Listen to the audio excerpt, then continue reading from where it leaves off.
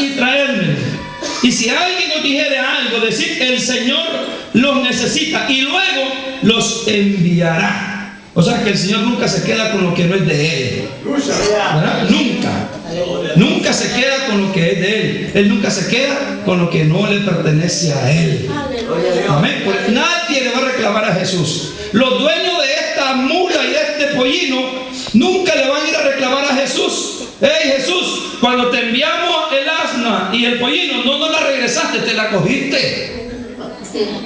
No van a poder reclamar porque Él a nadie le coge nada, porque Él no es ladrón. Amén. Él le dijo, vayan y desátenla y díganle a los dueños que yo la necesito, pero que se la voy a enviar de nuevo. Amén.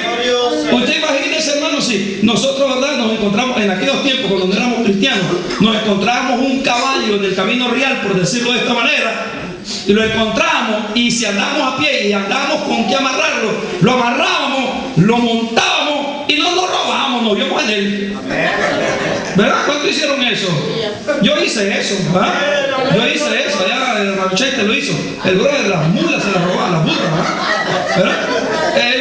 Era la costumbre de uno, ¿verdad? Andaba en la montaña, uno encontraba un caballo y a pie uno decía, ¿yo por qué voy a irme a pie? Yo me digo, vete a buscarlas en el monte, dice, ¿ve?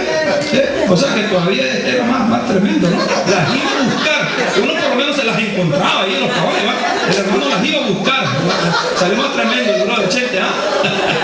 Mire Chente, ¿verdad? Pero dice pues de que el Señor, ahora, ¿por qué tenía que ser esto así? Porque ya había sido profetizado. Dice, todo esto aconteció para que se cumpliese lo dicho por el profeta cuando dijo, decid a la hija de Sión, he aquí tu rey viene a ti, manso y sentado sobre una asna, sobre un pollino, hijo de animal de carga. Oiga bien eso. Número uno, algo que quiere Dios resaltar, y le quería Dios resaltarle a los judíos y a los romanos, era la humildad y la obediencia que tenía Jesús. Cuando ellos esperaban a Jesús, esperaban a un rey libertador, conforme a las profecías dadas a la nación de Israel. Esperaban a un hombre que los iba a libertar, a un hombre que venía con poderío, un hombre que venía con fuerza, un hombre que sabía lo que era la batalla, pelear. Pero ellos lo esperaban en la humanidad de un hombre, no lo esperaban a como Jesús vino, en lo espiritual, con poder, para poder vencer a las huestes espirituales, para poder vencer a Satanás. Ellos no lo esperaban de esta manera, lo esperaban como un general, como un rey poderoso. Por eso se les había olvidado, oiga bien, se les había olvidado a la nación de Israel de que un profeta llamado Zacarías, la cartera para dar tu diezmo, este profeta Zacarías, en el capítulo 9, versículo 9, habla de esta profecía. 500 años atrás, antes del nacimiento de Cristo, según dicen los historiadores, 500 años atrás, este profeta Zacarías se levantó y habló proféticamente, y la nación de Israel conocía de estas profecías. La nación de Israel no desconocía la profecía de Zacarías.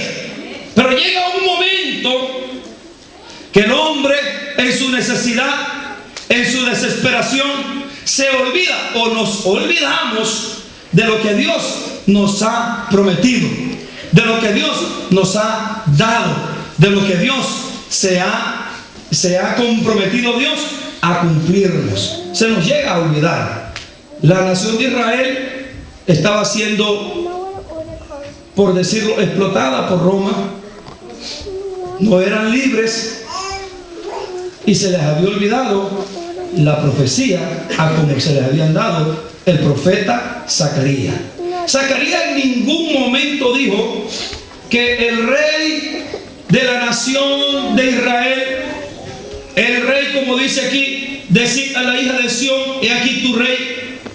Ellos se les había olvidado de que el rey que venía era un rey humilde, era un rey manso, Era un rey, como le había dicho Isaías, era un cordero llevado al matadero.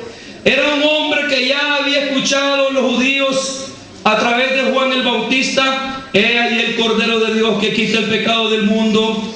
Ya se les había olvidado a ellos estas palabras que habían escuchado por los profetas del Antiguo y el profeta del Nuevo Testamento, Juan el Bautista.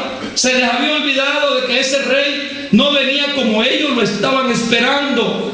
Quizás estaban esperando a un hombre como fue el rey David, como fue el rey Saúl, hombres experimentados en guerra, hombres que no tenían ninguna clase de temor, hombres que estaban acostumbrados, por lo menos Saúl y David, a agarrar una espada y cortarle la cabeza a la gente.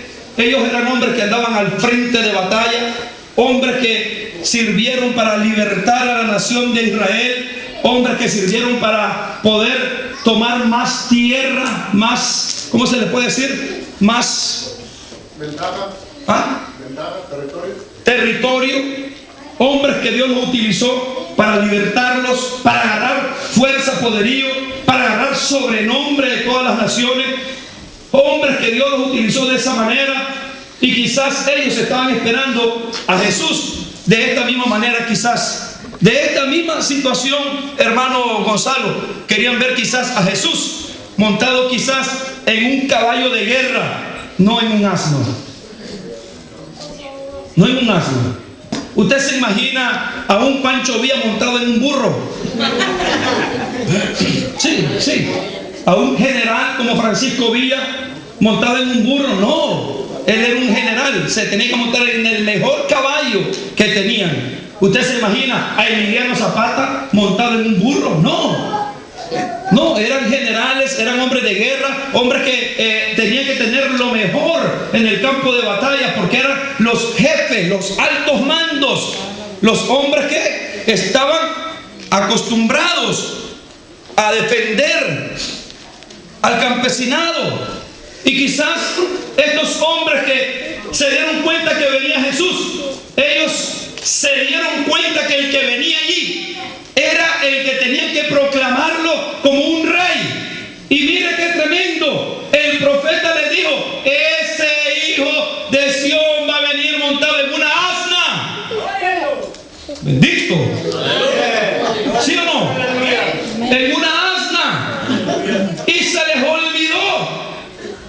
Cuando lo vieron entrar, hermano, aleluya, quizás no se acordaron de esa profecía en ese momento, pero cuando lo vieron entrar, venía en una asna. Miren la humildad de Jesús. Por eso digo yo, hermano, tanto se humilló Jesucristo por nosotros. Hebreo dice: hasta lo sumo se humilló. Hebreo lo declara de esa manera. Él hubiera podido entrar a Jerusalén, hermano, en uno de los caballos más tremendos que tienen allá en el cielo. Es más, en el caballo que va a venir cuando venga. ¿Cuántos dicen amén? En ese caballo hubiera venido el Señor, porque Él dice que viene en un caballo blanco, ¿verdad? Entonces le hubiera dicho: ay, padre, ¿sabes una cosa? You know what? I am the king. What's going on, father?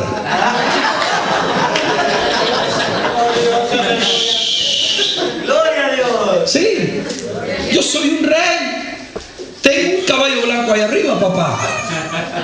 ¿Por qué no me lo mandas el potro que tengo arriba? ¿Ah? Sí, ¿por qué no me mandas el potro que tengo arriba, papá? Mándame el caballo que tengo arriba. Y no en un asno, en un pollito, en un animal de carga. Usted sabe, hermano, cuando la gente anda, digamos, en los caballos que tiene la gente, caballos de escuela y todo eso, y andan en los desfiles, ¿verdad? Gloria a Dios. Y los caballos de escuela y todo, y de repente, en medio de un montón de caballos preciosos ahí, marchando los caballos, de repente viene alguien en un burro, tum, tum, tum, tum, tum. ¿Qué hace uno? Se ríe. ¿Sí o no? Yo no sé si usted ha andado en esos desfiles.